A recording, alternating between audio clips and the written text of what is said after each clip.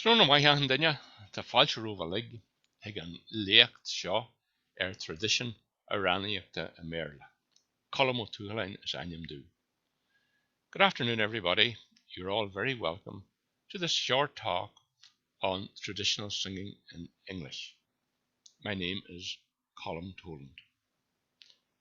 In this talk, we're going to deal with two aspects of the traditional song: the story in the song, and secondly, the story of the song.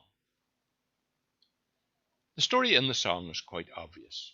If you have an exciting story, then perhaps you'll have an exciting song. If you have a comic story, you'll have a comic song. However, the second aspect can be of great interest to the singer and to the audience: the story of the song. Who wrote the song? Or perhaps it's anonymous. Who sang the song? Where did it come from? To illustrate these two ideas, I'm going to use the example of the Cambria, which is quite a well-known story.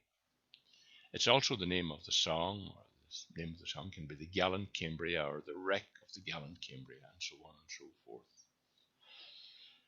If you'd been around in 1870, which is 150 years ago this year, on the 20th of October, and you were listening to the radio, if radio had been invented, you might have heard something like this. We are getting some breaking news that the steamship Cambria, bound for Glasgow and calling at Moville or Derry, has foundered on rocks near Inishowen off Malin Head. As the present, there are no reports of survivors, but we will keep you informed. That's the beginning of our story. Just before we start into the story proper, we'll take a look at the ship, the Cambria, because it's quite interesting. If you take a look at there's a drawing of the Cambria behind me, an artist's impression. And as you can see, it's a ship that belongs to that period when ships were changing from sail to steam. The Cambria was built in Glasgow in 1868, just 2 years before it sank. It was a steel-hulled ship and weighed more than 2,000 tons. Its normal route was to take passengers from its home port of Glasgow to New York via Derry, and similarly on the way back, passengers disembarked at Derry. On the fateful journey in question, the Cambria left New York on the 9th of October with 74 of a crew and 105 passengers.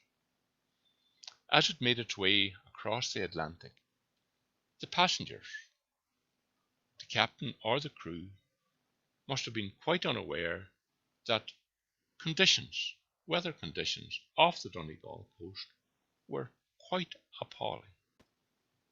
Just how do we know that the weather was appalling?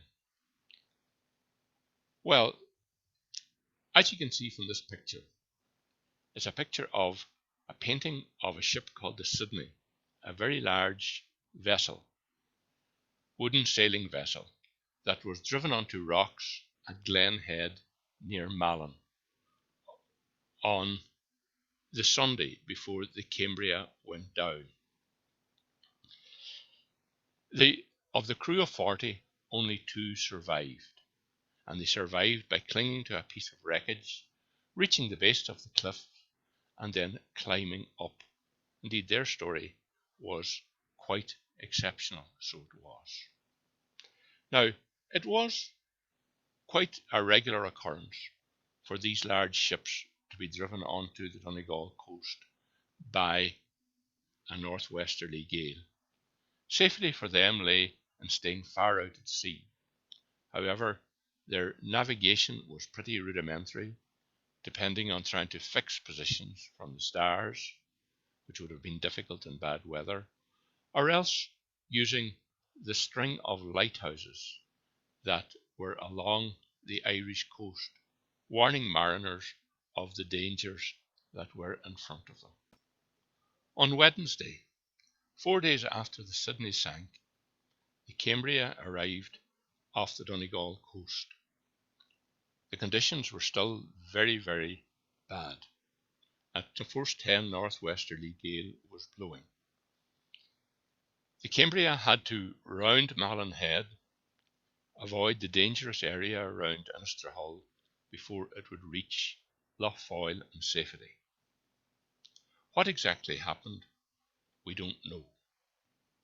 But we do know that a ship called the Twilight left Derry that afternoon, trying to sail out of Lough Foyle and go round westwards around Malin Head, but had to return to Derry because of the weather conditions.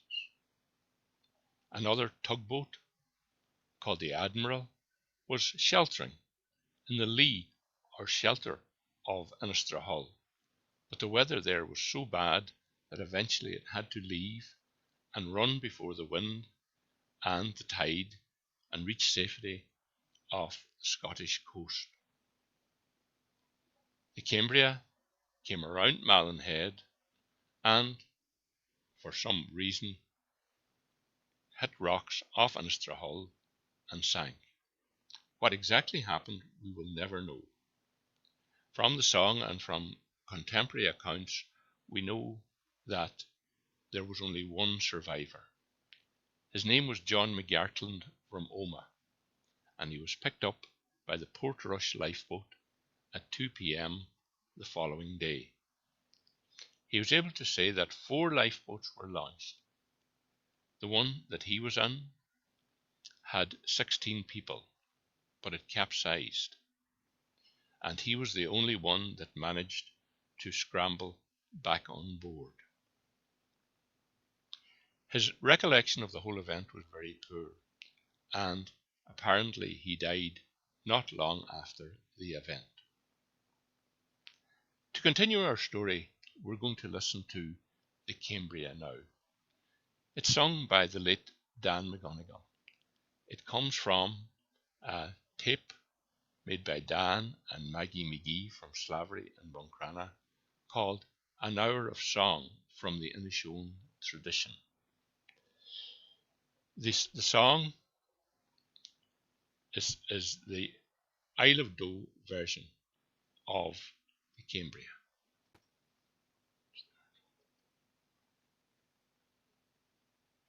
You Irishmen, both one and all, wherever that you be, rise up your hearts in sorrow and mourn along with me, for the loss of our gal in Cambria that was sunk to rise no more.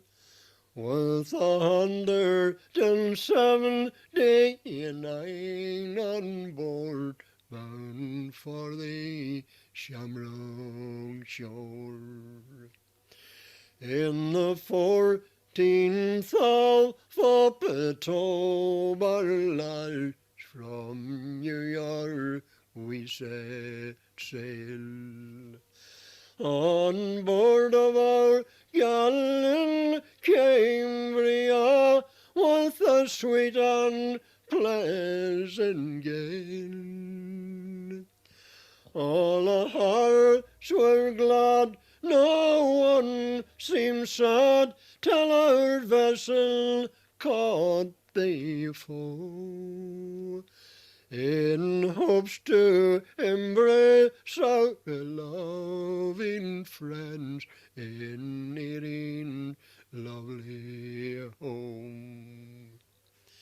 10 nights, 10 days we ploughed the seas, no danger did we fear.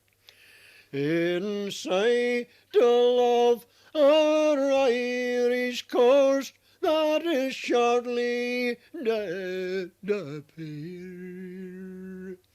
Each man and boy did loudly cry, "Sin our Toland troubles o'er, we'll shortly embrace our loving friends all around the shamrock shore."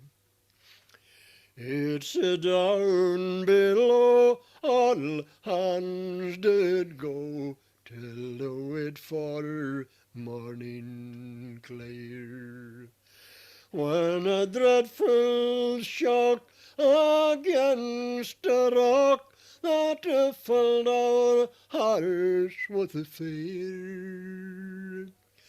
The passengers all rised on deck, while the stormy seas did roar, and the waymen's cries would rend the skies, "We're going down to rise no more."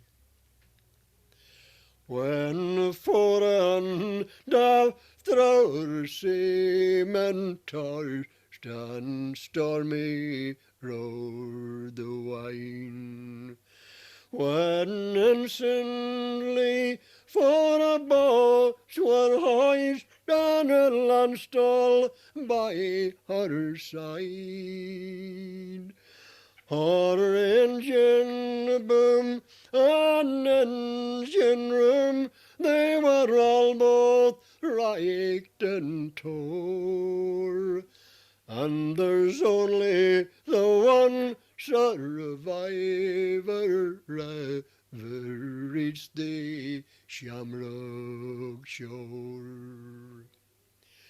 Our good ship, she was sinking fast, not far off Malin Head, when a Reverend Father Brady kneeled on her deck and prayed. He prayed to God who rules the skies to protect our life and save. But he and his faithful followers met with a watery grave. Arma, Tyrone and Derry and the county Donegal, and Leitrim does the men full sore for our losses one and all. Sligo me o with grief and woe, and a Galway does deplore for the loss of our Cambria's passenger that went down to rise no more. This is part of a page from the Derry Journal of the following week of the 26th of October. And as you can see, it gives quite an extensive account of what happened to the Cambria. Over on the right-hand side is part of the ship's manifest, the list of passengers and crew.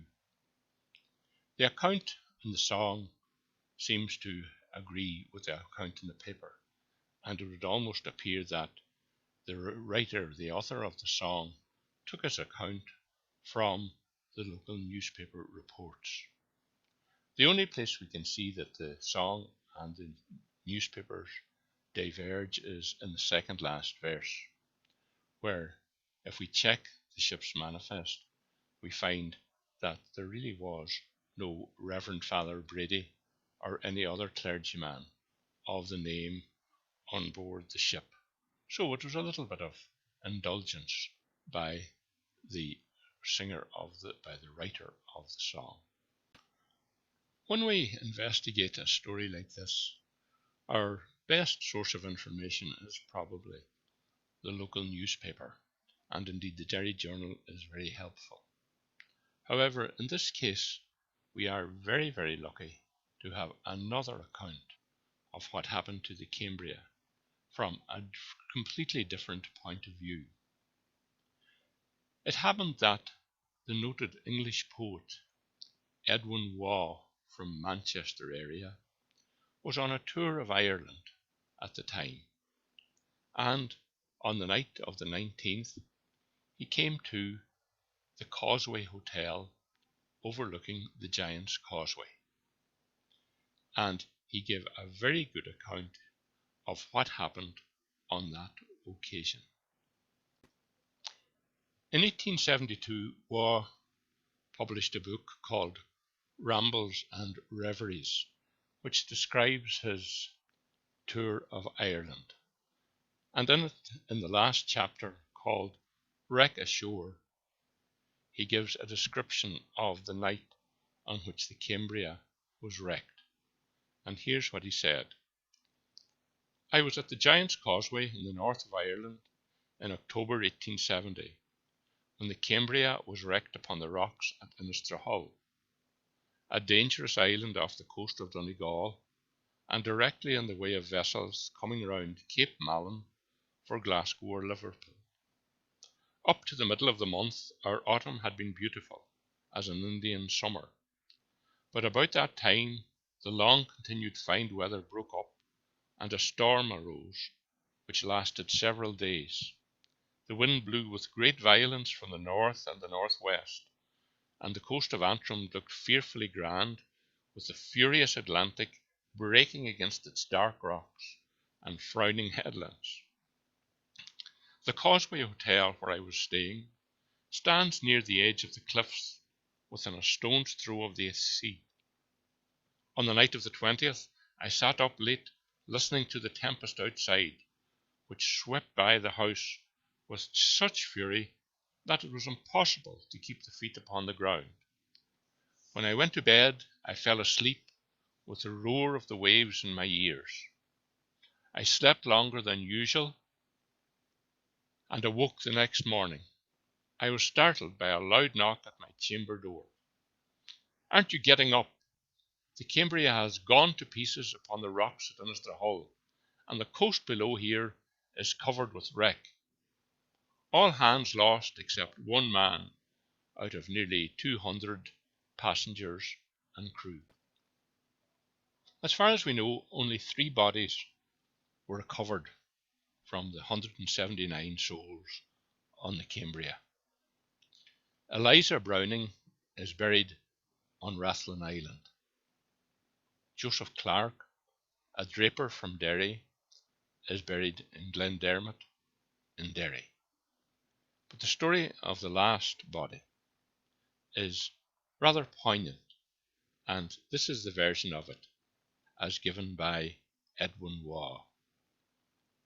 On the night of the 20th, after I returned from shore, news came to the hotel that the body of a woman had been washed up on the strand, and that she was lying in the house of Charlie Weir, a well-known fisherman who dwells in a little white cottage about a quarter of a mile from the hotel, and in full view from its front windows. I saw the body there next day. From all that I heard and saw, the following, from the Belfast Morning News, is an accurate description of her appearance when found. About 25 years of age, a little over 5 feet in height, and remarkably well formed. Her hair is of a light brown colour. She is long-visaged, full in the cheeks, and has a small mouth. On the 4th finger of the left hand there was a plain gold ring, and an enamelled ring set with rubies and pearls. When I entered the house, it was full of people, and there, under the one little window, lay the body, clothed in snow-white shroud and cap, ready for burial. The eyes were very nearly closed, but the lips were slightly parted, and the countenance was beautifully calm, as if she had fallen asleep. The night after my visit to the Strand, I saw from the headlands the revolving light upon Innistrahull gleaming bright as ever across the waters, and the sea was rolling calmly into the little bay over the uncrowded graves of the drowned. If it were only for to recount the harrowing tale of the sinking of the Cambria, the song would have been a wonderful song. I first heard the Cambria sung in Macaulay's pub in Clonmany in the mid-1960s. We were living in the pub at the time. I later learned the words from Dan McGonigal, and I have been singing the song ever since. I have sung it all over Ireland and in many parts of Britain and Europe, and it stands as one of the great songs of the Inishowen Song Project.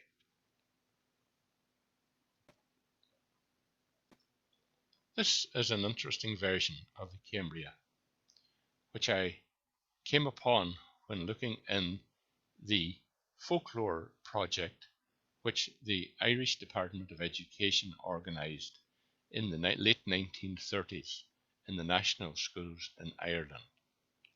This is a version of the Cambria which was collected by Margaret Macaulay from Clonmany.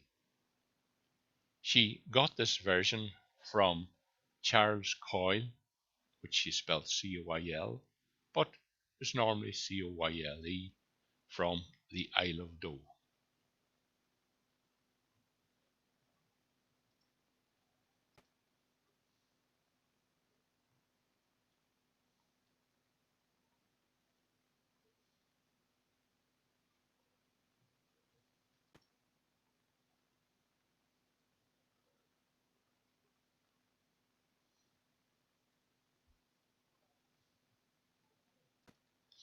If you would like to learn the words of the Cambria, you can find them in the book My Parents Reared Me Tenderly and Other Traditional Songs Sung in Inishowen, which was originally published by Jimmy McBride and Jim McFarland in 1985.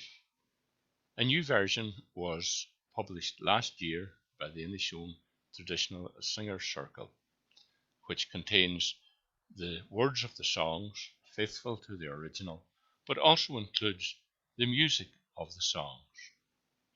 In addition, it also contains a thing called the Roud numbers. The Roud Index is a database of traditional songs from all over Ireland, England, and Europe, and it contains lots of information. It will contain the words, it will contain different versions, where they were collected, who sang them, and so on and so forth.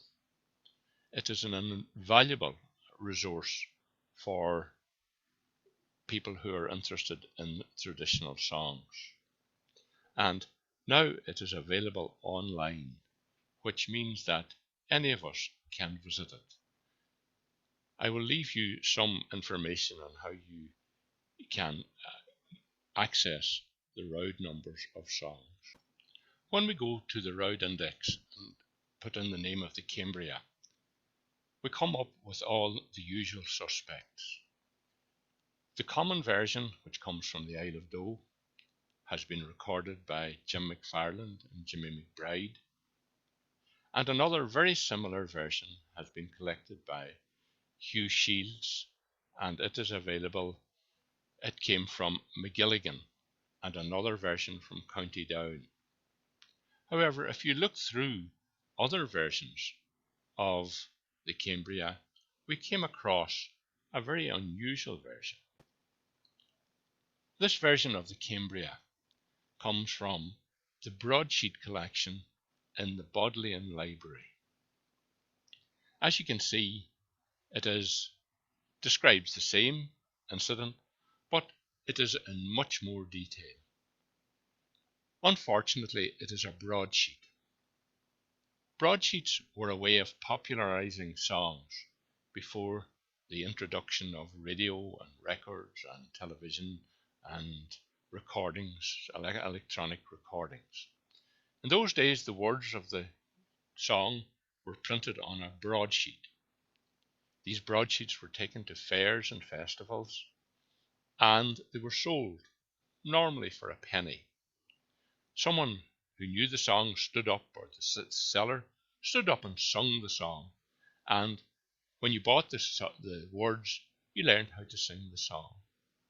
Unfortunately now, we have the words of the song, and due to the fact that there is no music, we probably will never find out what it sounded like. The melody of the Cambria is quite unusual, and it is unusual because there, as far as I know, there are very, very few, if any, other popular ballads that have been written using the same melody. Normally, if we have a good melody, then lots of songwriters will latch on to them and put words to the original air. So we find that we get lots of songs with the same air. Not so with the Cambria. And for many years I thought that the air was unique to the Cambria, until I was told by Kevin Mitchell, that wonderful singer from Derry, that it was in fact the air of a much older song called The Shamrock Shore. And not very long after that, I heard The Shamrock Shore recorded by Dennis McDade in the Isle of Doe. And to finish off our talk, we're going to listen to Dennis singing this song in McFeely's Bar in 1988.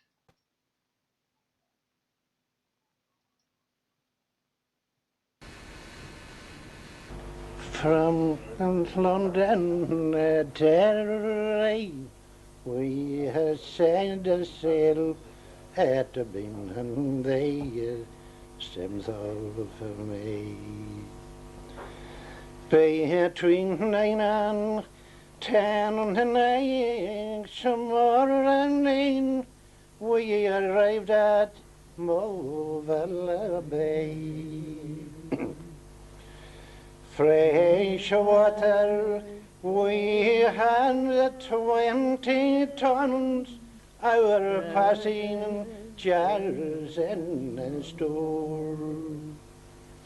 Least we might run short, going to the New York, far from the Shamrock shore. When we will take out last fond look of Derry's ancient town.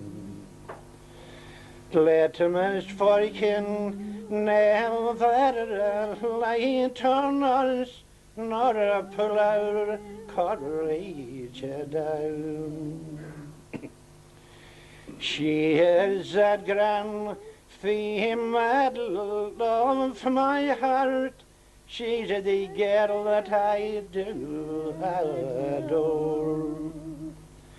May the angels of bright with the shades of light shading around the Shamrock shore. When we would take our last fond look of Malin's ancient hand, and as the hard lies in the northeast, lies now watery bend. It was that grand sea of forest peace to my heart, and I daily vowed adore. And I parted with my loving friends all around the Shamrock shore.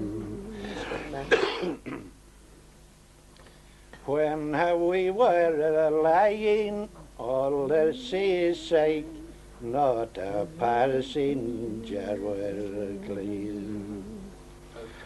Quiet, helpless, and out of the bones we lay, and no one to ease our pain. Neither father kind nor mother dear to lift our heads when sore. And the sun going down between the sea and the sky, far, far from the shamrock shore. Here's a health to a master rifle, he was our chief mate's name. When we were lying all sank towards him who eased our pain, we will drink his health and a full flowing glass, and we'll toast it 4 times 4. And it shone that as we will drink, here is a hail to the shamrock shore. And so now that we are safely landed in the 24 days, we will take our comrades by the hand, and we'll go different ways.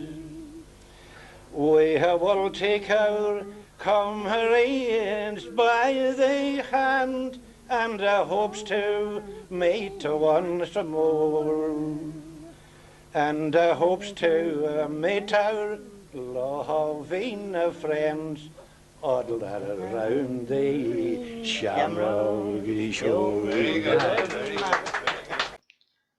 At the end of the video, as the camera scanned around, on Dennis's left-hand side was Maggie McGee from Slavery. Further on the left was Pat McDade from Buncrana. And on the right-hand side was Corny McDade from Buncrana. Alas, all these singers have now left us. But they have also left more than 60 songs on the Inishowen Song Project. Well, that's the end of my talk. All that is left for me now to do is to thank all the people involved, to thank ITMA, who make all this material available online, to Jimmy McBride, who made the original collection, to all the singers who have sung these songs and kept them alive for so many years. And special thank to you. I hope you enjoyed this little talk. Goramayagat agus Slán.